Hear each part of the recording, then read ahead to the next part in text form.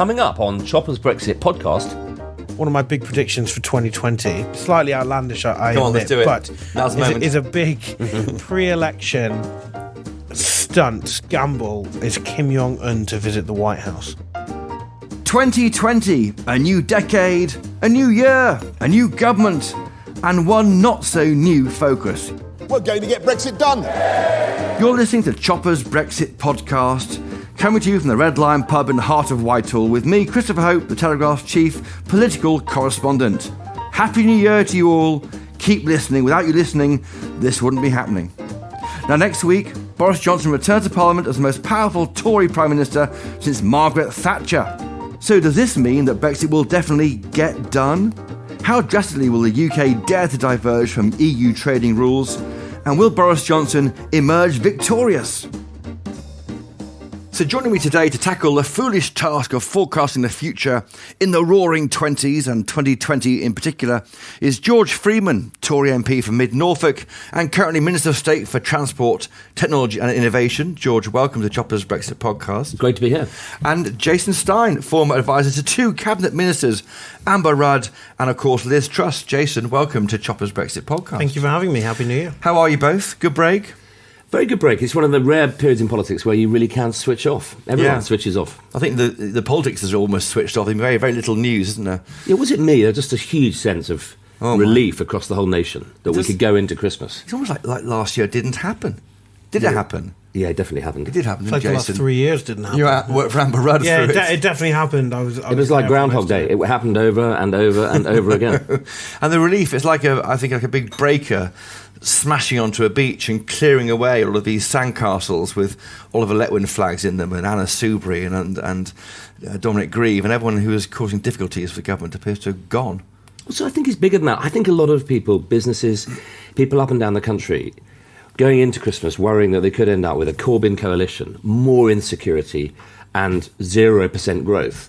Now going into Christmas thinking, hang on, we've got a strong government committed to growth. Growth is going to pick up, the economy will pick up, and we're going to get Brexit done in a sensible way. We can move on. Well, that's the hope. All the money they've been sitting on, these companies, will get released, won't it, in some kind of big spending splurge in Q1, Q2 there's about this year. 600 billion of private investment, I'm told, from the city that's been waiting to invest in this country. Wow. Provided we did two things. Made sure Corbyn didn't get to number 10 and got a sensible Brexit That's a agreement. huge injection of capital into the economy. What do you think, Jason Stein? Are you optimistic about the first half of this year of the economy? Yeah, I think the election was a real clarifying moment, and actually, my experience, most people in this country actually, they just want their government to get on and do it, and they don't necessarily want to hear every day about a Commons machination, about this, humble addresses. Yeah, the public broadly tunes out to it, actively ignores it, and I think now, just a government that can actually get on and has a mandate to do things, and then that government will be judged in years to come on whether they've delivered those priorities. And I think the public broadly, like under Cameron, I think sort of sits back and watches, and then makes a relatively decent assessment at the end of that period. Well, the first priority this month is Brexit. I know the B word is banned in government, George Freeman, but we'll have to talk about EU withdrawal. EU withdrawal. EU withdrawal. Let's make it less emotional. EU withdrawal will happen this year.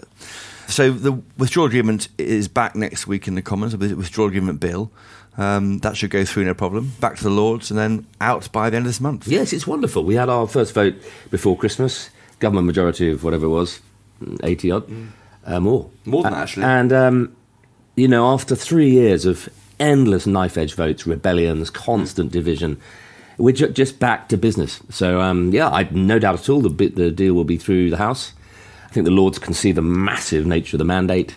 No one's got any basis on which to object. And then we can get on. And I think, for what it's worth, 12 months is plenty of time to negotiate a comprehensive deal going forward. More than a bare bones deal, because people are saying it's a bare bones deal by the end of this year. This year is when the transition period ends, and then we are truly out by this time in a year's time. But you think we can get a comprehensive the trade reason deal? I'm so confident is that people talk about Canada taking 8 years. Canada's thousands of miles away with a totally different primary economy.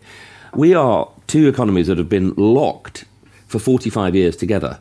So coming together isn't difficult. We've done all the coming together bit. All we have to do is separate. And work out how big that fissure is. And we've already done so much of that work in the last 3 years in preparing for a deal and no deal. So to me, I think Boris is going to want to deliver a deal that provides enough continuity today for the big industries that are here, for aerospace, for automotive, for life science, pharmaceuticals, but enough freedom to diverge so that in those areas where we have been genuinely held back, and I'll give you some examples, we can begin to diverge. And I think there'll be a huge sigh of relief. And that's where the story will be all year, I think, on divergence. Jason Stein, how is Amber Rudd? Amber is fantastic. Last time I spoke to her... Is she relaxed? Is she getting her youth back? Is she looking healthy? Amber never lost her youth. Amber never feeling lost younger, her youth. fitter, happier, and she's out of government. Last time I spoke to Amber, she was very happy with the Conservative majority. She was slightly, I think, put off by the wailing screams of lefties on Channel 4. She did the Channel 4 election night broadcast with Tom Watson, Stanley Johnson, among other people. But yeah, as far as I'm aware, Amber's very well. I have to say, I actually watched that programme the following day when I was exhausted. And it was unintentionally amusing, I think, watching the way this result came in, and the people who have been going on about Brexit can't believe that their audience had voted for this Tory government, and there was a complete lack of understanding amongst the panel. So before we move on, George Freeman, I've got to ask you, are you a Remainer or a Leaver? There are no Remainers and Leavers now. We are all British citizens looking to get a good EU withdrawal deal. I think that's one of the joys of this election. Yeah. Never again the tortuous civil war of 2016-19. And families rent in twain by this. I mean, do you think this is realistic that we can move on from those terms? Yes, I do. But I do think, as the PM set out in his Christmas messages, the burden of proof and trust is with us. So we have now got to show people that we are serious, and that means being serious, that we understand that huge transfer of votes from disillusioned Labour voters in the north requires delivery over a real timescale. That means that their lives have got to have changed tangibly in 3 or 4 years. And from my point of view, as a transport innovator, big, heavy transport infrastructure takes time. So I think we're going to have to try and do everything we can to deal with buses, to deal with these pacer trains, to do with better signalling. Make them Tory issues. They're normally a Labour place, that isn't it, normally? Completely. And I think one of the unique things about Boris is that he's been a mayor, a great city mayor. I don't think we've ever had a Tory Prime Minister who's been so passionate about buses, trains, that job bus is mainly stops. Transport, isn't it? Yes. And a bit of policing, but mainly transport. So I think there's a lot of transport connectivity to tackle up there. Short term, some stuff, but the big shiny infrastructure is a 10-year project. So in the short term, I think we've got to deliver on the more here and now stuff. Town renewal. A lot of those northern towns, a bit like towns in rural Norfolk, tumbleweed towns, high streets dying, charity shops, digital transfer and retail. We've got to grip that. And skills. At least if you're down in the south and your town is dying, you're going to get good access to skills and opportunities.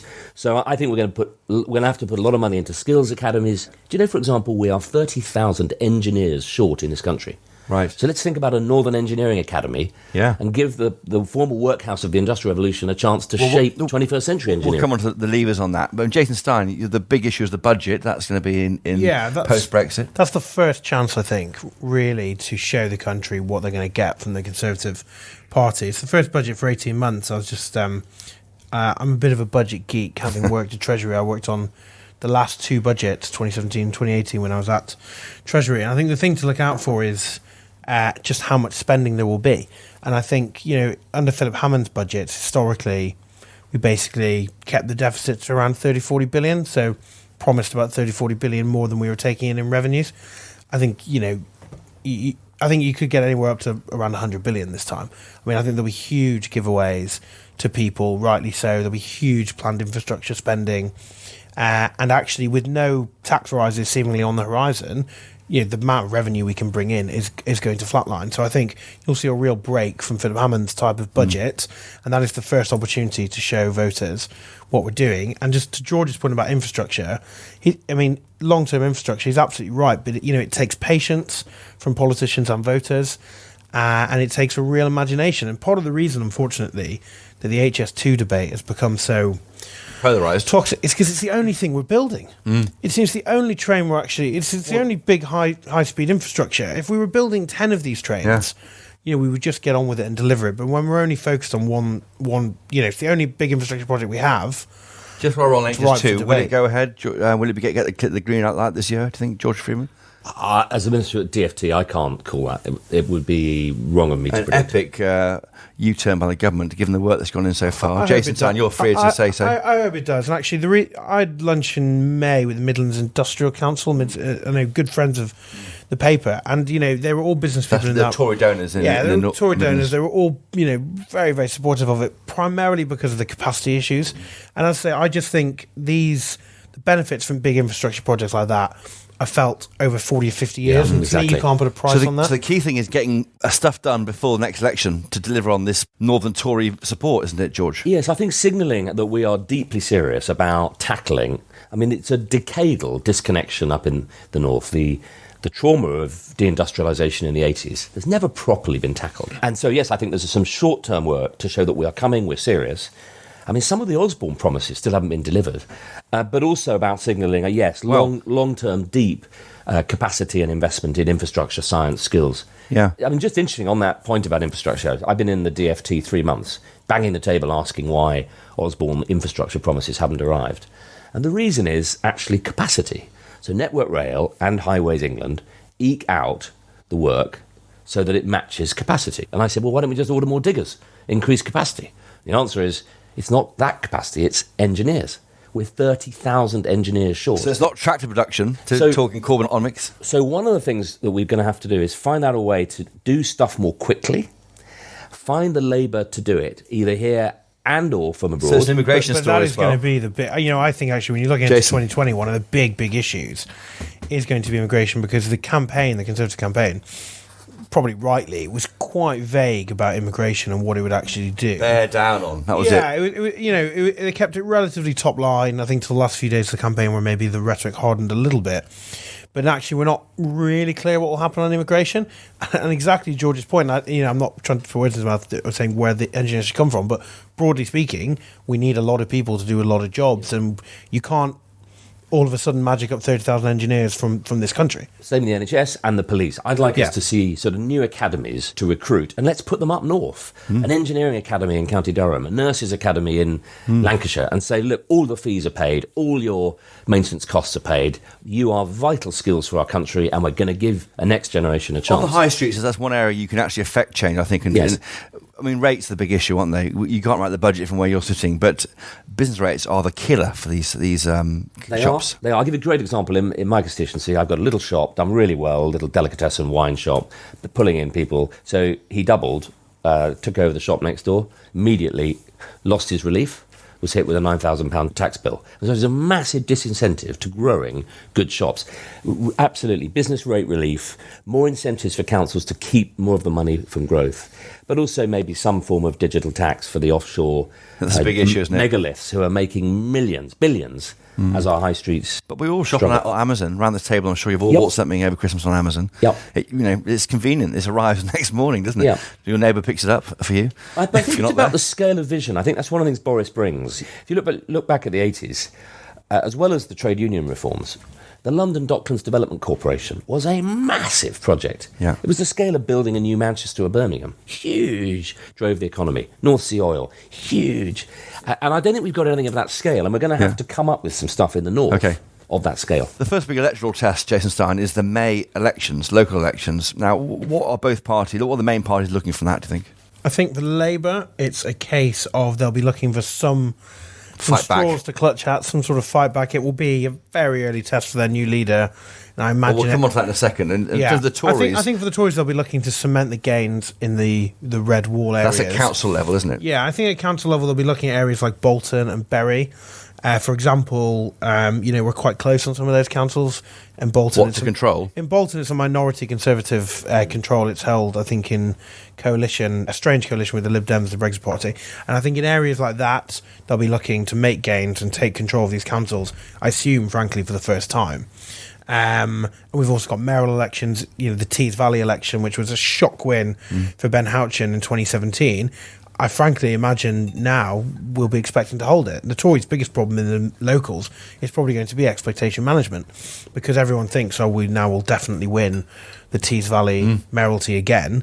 not remembering that for years these were impossible things to do. But I think Ben Houchen has done a fantastic job up there. So they can win more Tory councillors. They can expand that blue wall, can they into Bury and Bolton and also, elsewhere. To be crude about it, it can have a major debilitating effect on Labour, because all across the north, wherever there are Labour councillors, that keeps the Labour infrastructure alive. It's people who will go out and deliver leaflets at the weekend. Frankly, the more you can, take the plugs out of the wall, the better it's going to be. Well, on Labour, Jason Stein, who's going to be the leader by May? I don't necessarily think it will be Rebecca Long-Bailey, but I think it will be whoever gets the Momentum and Unite backing. At the moment, she looks like the person who will get that backing, but these are not people who are going to give their backing to people they don't think can win. I think their main aim is, frankly, to stop Keir Starmer, and I think whoever they coalesce behind will win. If that is Rebecca Long-Bailey, as it looks like at the moment, then I think she'll have a great shout. And if I had to make a prediction now, it looks like she will win, but the first poll released overnight I thought was interesting. Keir Starmer ahead. I'm not really sure what he stands for. Is that a poll of voters or members of Labour Party? That was a poll of members of the Labour Party, and I was surprised at that. I mean, I don't quite know what he actually stands for, Keir Starmer. And that's part of the problem, I think. I mean, is he actually political?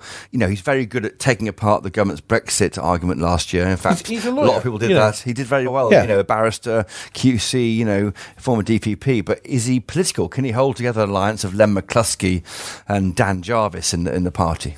Probably not. I mean, I think he's completely isolated. I mean, I think Len McCluskey's sole aim in this leadership contest is to nobble Keir Starmer, so I think he's not quite managed that one. I'd say, I think whoever gets the Momentum and Unite backing will be the person who comes out on top. At the moment, it looks like Rebecca Long-Bailey, but that could change. George Freeman, who do you fear most at the opposition dispatch box?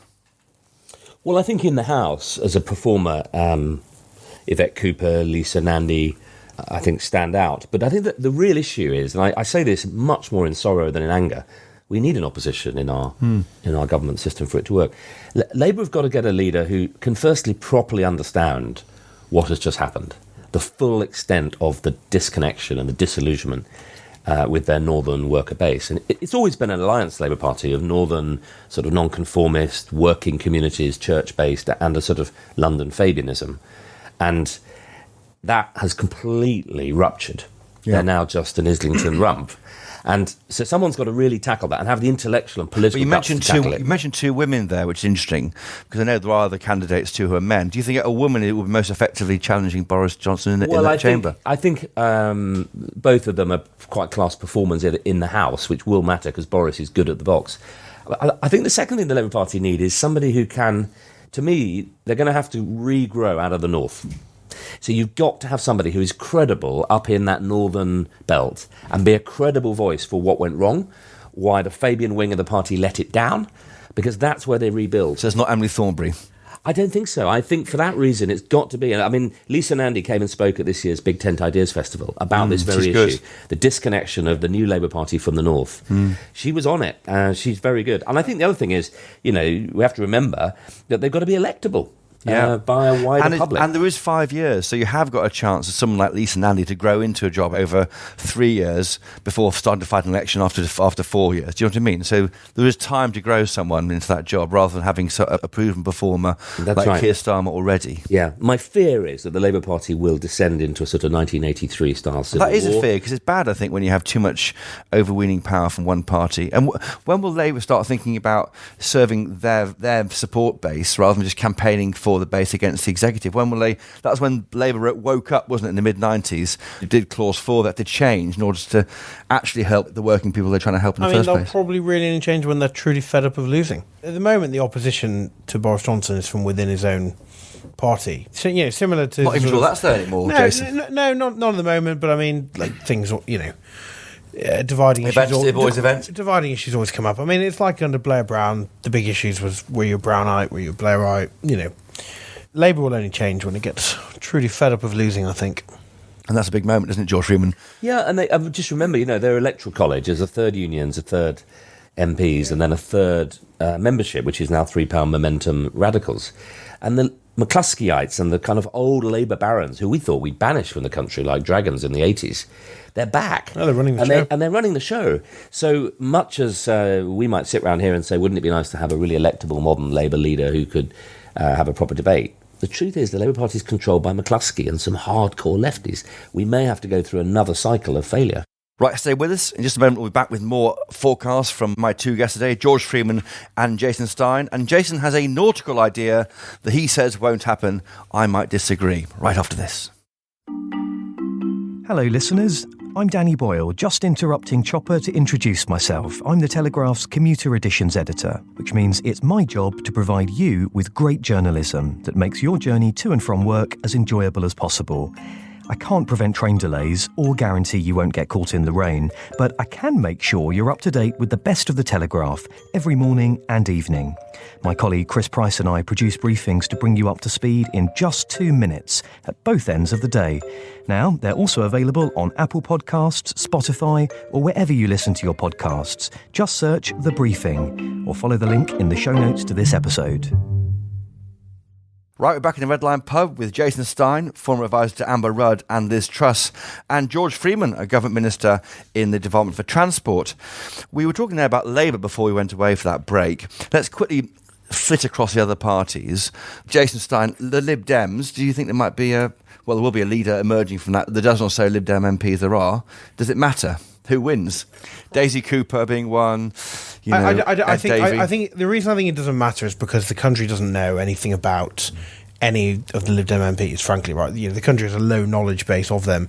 So I think they'll all probably look to do the same thing, which is reinvent the party after Brexit. What is their offer to the country? And I think the thing I was most surprised by, from the Lib Dems in the election campaign was their non-Brexit policies were quite tame.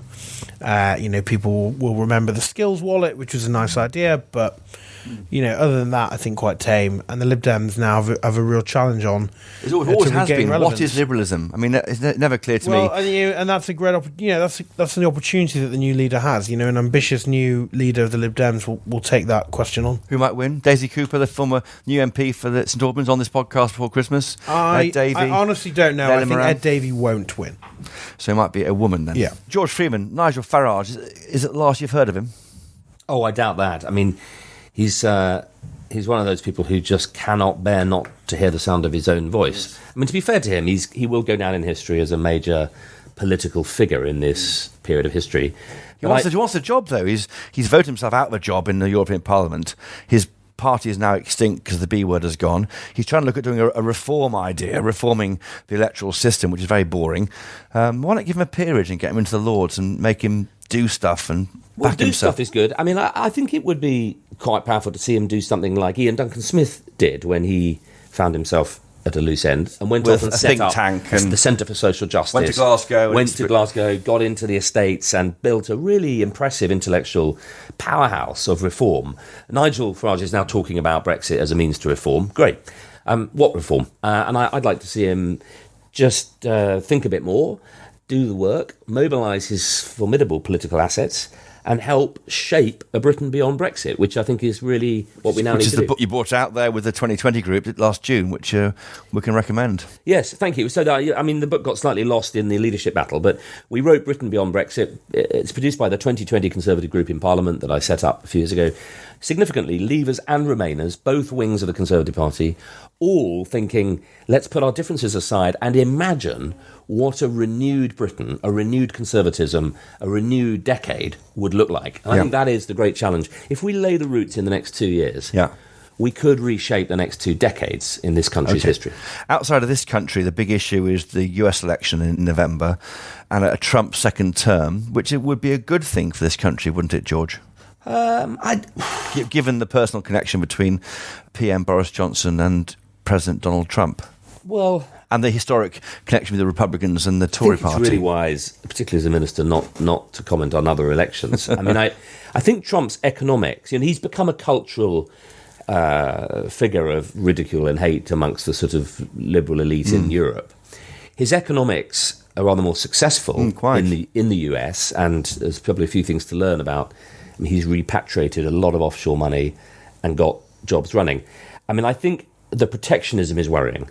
If Britain is about to embark on this great globalizing trade renaissance, we do not need China, Russia, and a Trumpian America to go down the alleyway of a protectionist and highly militaristic Because if those standoff. two blocks have a battle, then we get caught in the middle, don't we, as ever? Yeah. I mean, Jason Stein, are you concerned about a Trump victory, or you think we don't know who the likely Dem opponent is yet? But I think from the UK point of view, the UK will get on with whatever president is elected. Always I mean, does. you mentioned the links between the Conservative Party and the Republican Party. It's true, but you know what? Barack Obama worked very closely with David Cameron, and Bill Clinton worked very closely with John Major in the early days of Northern Ireland peace process. I think George is correct. I mean, a lot of what Trump does, frankly, you know, I don't agree with at all, and on social issues and on foreign policy. But on the economy, you know, he's broadly, you know, He's delivering for those flyover states, isn't he? exactly. He's doing what he said, and I think while the I think if the Democrats go down the Bernie Sanders, Elizabeth Warren route, they're going to lose. The guy I really like is Pete Buttigieg, who's a moderate mayor. Not clear he'll win. I think Joe Biden. Not enough money, probably. Not enough money, and Joe Biden and Michael Bloomberg, obviously the two leading contenders. Bloomberg Trump would be like box office. I mean, Yeah, but I know, but I just think they're a bit tried and tested. At the moment, you know, it looks like Trump might win. One of my big predictions for 2020, it's slightly outlandish, I Come on, admit, let's do it. but Now's the moment. is a big pre-election stunt gamble is Kim Jong-un to visit the White House in 2020. That is my... That is my you heard it here first, listeners. that's my big prediction, that Trump will Jason manage to Stein knows stage. stuff. He knows stuff about He, things. he'll manage to stage one of the ultimate diplomatic coups and get Kim Jong Un to visit the White House, and I think that's my big guess. George Freeman, what's your most outlandish forecast for this year? The one I'm more worried about is that President Putin might decide to take this opportunity with a distracted Europe, a NATO that's arguing with itself, to just have a nibble on the eastern borders in the Baltic states, in Estonia, say, and test the Western alliance. And I think that was one of the most worrying things in the last few months. I was very surprised to hear Macron's, the aggressiveness with which he attacked NATO in its concept, not just in its structure, but in its concept. And I think there's a major test of the West coming. Are we going to still stand together and be a force for good in the world, in the Middle East, in the developing countries, and be a bulwark against Chinese totalitarianism, or not? And that, I think, is a big, big question for this next decade. Good question, but of course that might unite the Western European members of NATO into an effective alliance again. Yeah. Anything else, Jason Stein? I think the one thing as well that the US election will have an impact on is the very tentative trade talks between the UK and the US. I think for all the sort of whooping and cheering on this side of the Atlantic, I can't see how there's any political appetite on the US side to really engage with this issue. The White House and Congress will basically shut down by the summer for election mode, and I think whatever trade talks there are will basically begin in earnest in 2021. So if we enter, though, we leave the European Union at the end of this year, no transition period extension, without a US trade deal, does that mean more expensive iPhones and things? What does it mean? Well, frankly, a US trade deal, you know, let's sort of put politics aside here, is going to take a very, very long time and may never happen, because the economics of it are simple, that they are going to want access to agriculture, and there's going to be a huge resistance to that in this country. And any trade deal that might take place, you know, it's going to take a very long time. You know, even if President Trump wins re-election, the odds of him being president when this deal is signed are minimal. Even, say, 5 years hence I just from think, now. as I go back to my earlier comment, I'm sort of lamenting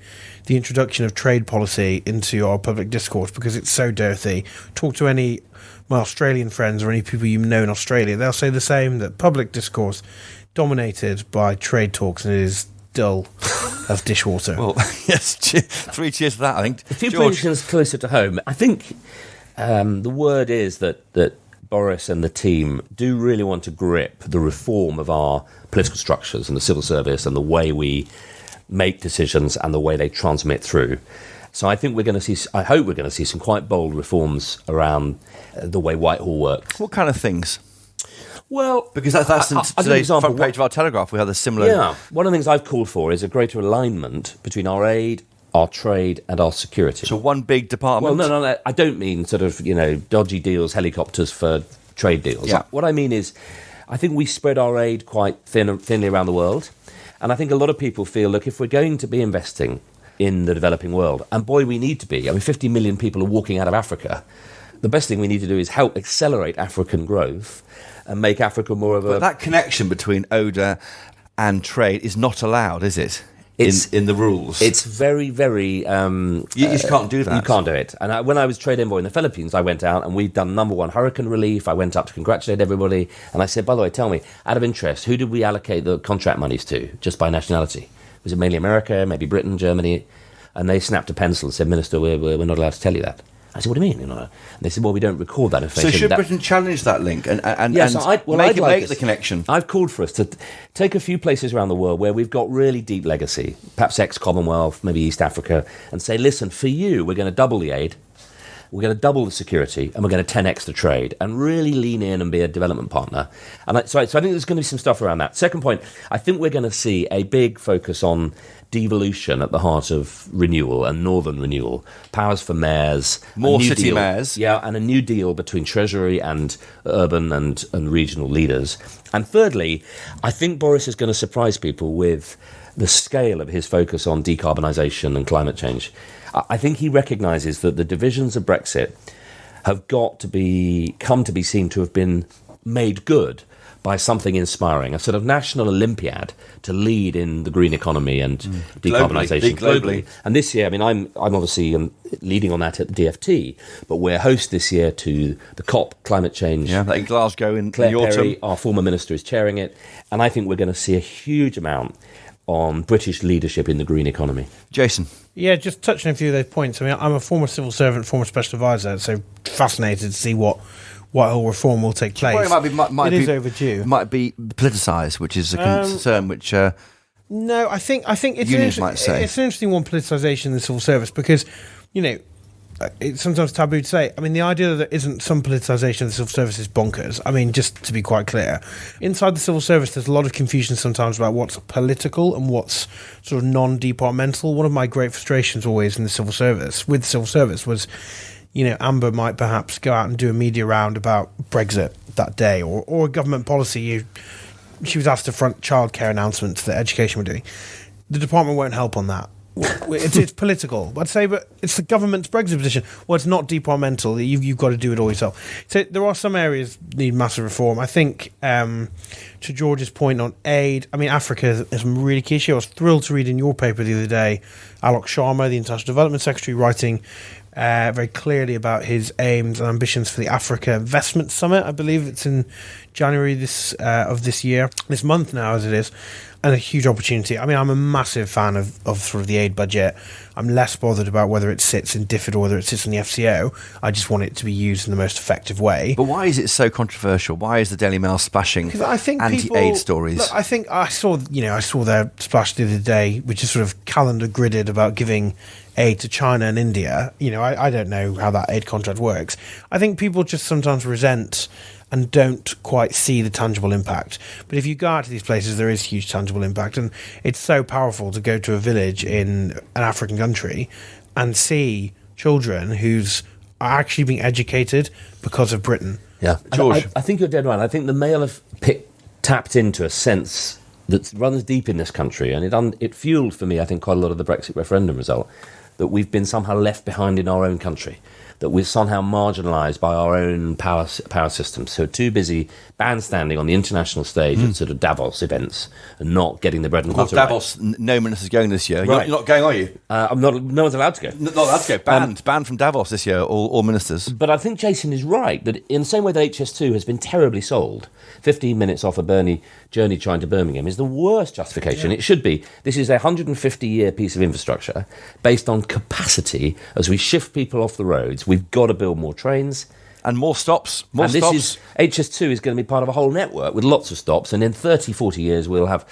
So it's been sold the wrong way. Same way our aid budget. People think, I think, aid is a Hercules chucking bags of money out into deserts. And if you go to somewhere like Kenya, where I've been often, and Ethiopia, and you see, to your point, villages with girls being educated with Union Jack and British teachers, villages being watered with British irrigation. But in Kenya, what you also see is Chinese money building the motorways, Chinese sponsoring of the poaching that's destroying the safari businesses, and our troops training but turning a blind eye. And I think it's illogical. And if we really built a deeper relationship, a partnership, where we said, we'll help you, but you've got to tackle corruption and come with us, we will help you modernise. The government's policy, certainly in 17 to 19, was to test what ODA is and to stretch, or at least reform how you can spend money. Yes. ODA being Overseas Development Aid is the official term in the UN. When I was Minister for Life Science, we got nearly $1 billion from the Overseas Development Budget for vaccines, for international development, for life science research. So a lot of that aid money is spent in really powerful ways. You know, Britain led the world on the Zika virus. Some really good stuff. We've got to tell a story about this is Britain, global Britain, doing good for international development. Anything else?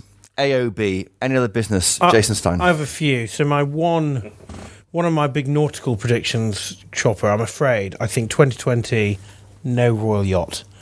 Okay, I'm going to disagree there. I know Penny Mordaunt's doing great work on that. I'll wait and see, Jason Stein. A couple of my other predictions, I think Stormont Assembly up and running. Okay. I think this will finally. 3 years later.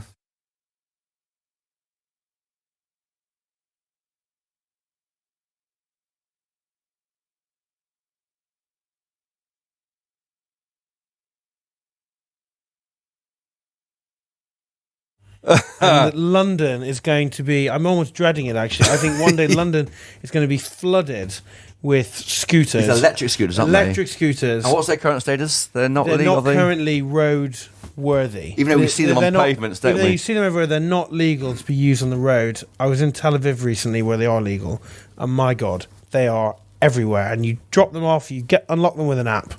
I just think that is the next. That's the new bikes. I just think in London, I think they're going to take off once they're legalised. Freeman scooters, George. Will that be the big thing for 2020? Top of my in tray. No, seriously, top of my in tray. Look, I tell you what I'm looking to try and do is create a framework where innovation in mobility, and there is an absolute revolution coming from drug delivery pods to pizza delivery pods to delivery drones. But only in the N25. That's not going to help. But this whole revolution is coming. To me, we ought to have a really sensible system where we regulate according to data on safety. So I'd like to create some future mobility zones where we test e-scooters, look at the data, and if they're safe, license. If they're sort of lethal in London but safe everywhere else, then look at the data. Smart, intelligent, real-time regulation is the future for this. But here are my random forecast. Random forecast. George. I think Oxford and Cambridge will both be in the boat race. Hey! On the Royal Yacht, Place your bets. I think there's something interesting. I think the Royal Yacht's probably finished. But what about? Just not going to happen. What Chris about crying in the corner here? No, I won't accept that. What about a sort of British, boatyard renaissance, which is already happening? We're building super yachts and all sorts of wooden boats again going around the coast.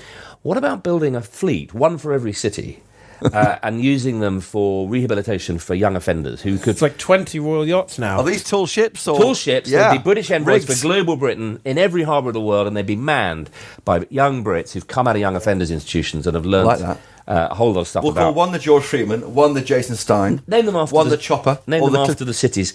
Oh, Two more predictions. Okay. I think the fifth five-year Parliament Act is going to go. Yeah. Oh, yeah, FDPA. Yeah. Of course. And of course, we've sort of learnt to live with it, but that will change the circumstance. Well, the 6-week campaign was it prescribed in law, wasn't it? It was 3 weeks, I think, in October 74. Yeah. When that was the second election that year, and yet we had this long campaign, didn't we? Yeah. And that will go. Yeah. Okay. And I think you're going to see, going back to my portfolio, this will be the year where we begin to see a whole new world of low-level aviation, helicopters, electric planes. We run the world's first commercial electric plane service. Yeah. And Boris and I have been looking at how we can develop UK leadership in electric plane technology. In the Queen's speech, there was some drone bills going through, but how you regulate that's going to be quite the big challenge for you as a policymaker. Another one of the big challenges, but there's a whole opportunity for short-haul transport at low altitude, which this country hasn't yet. So literally you're setting off in a drone, just getting carried to work 100 feet above the M25 or M1. That would solve your Thameslink problems. Yeah, a bit higher than 100 feet. But short-haul hops between cities that currently at the moment take you an hour or two in a car pumping out carbon dioxide in an electric flying buses? 3 or 4 seaters. Flying buses? Probably not buses. How many in each vehicle? Watch this space. At the moment, the electric plane seats 8. Okay. But you know what the aerospace industry like 8 soon becomes 18, soon to become 28. And we are determined in this country to lead in the revolution of clean transport. Electric planes sound amazing. Mm-hmm. Not this year, though.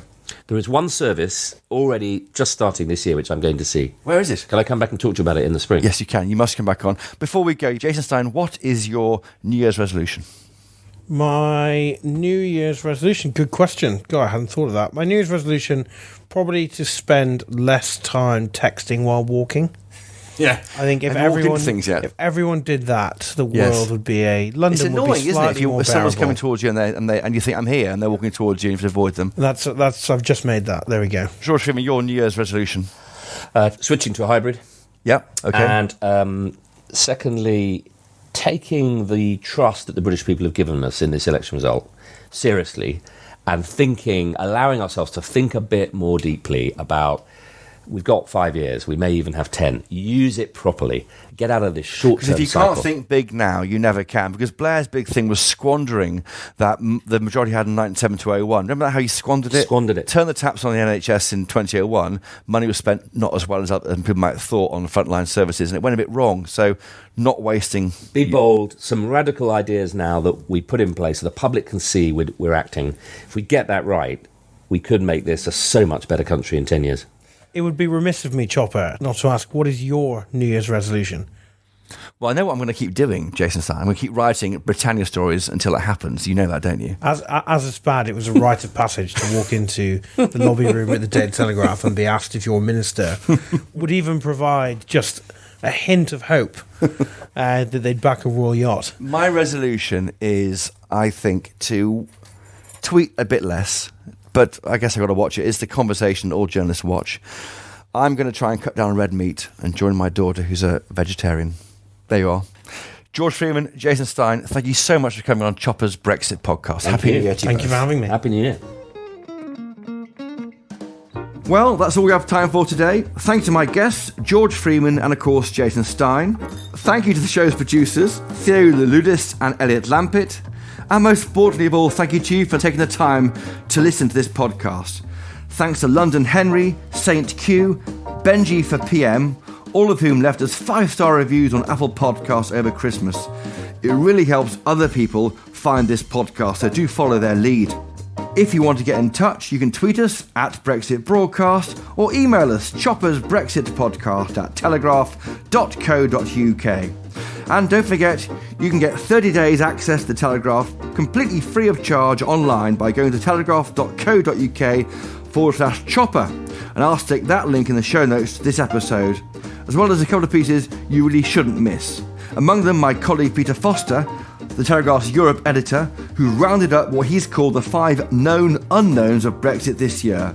It's a great read and will set you in good stead for navigating the next 12 months.